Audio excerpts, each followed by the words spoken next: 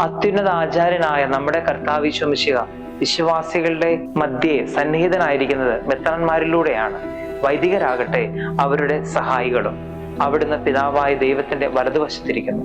മെത്രാന്മാരുടെ ഉത്കൃഷ്ട സേവനത്തിലൂടെ സർവ്വജനങ്ങളോടും സുവിശേഷം പ്രസംഗിക്കുകയും വിശ്വസിക്കുന്നവർക്ക് വിശ്വാസത്തിന്റെ കൂദാശകൾ നിരന്തരം പരികർമ്മം ചെയ്യുകയും ചെയ്യുന്നു. അവരുടെ പൈതൃക സേവനം വഴി പുതിയ അംഗങ്ങൾ സ്വർഗീയമായി പുനർജനിച്ച് തന്റെ ശരീരത്തോട് കൂട്ടിച്ചേർക്കപ്പെടുന്നു.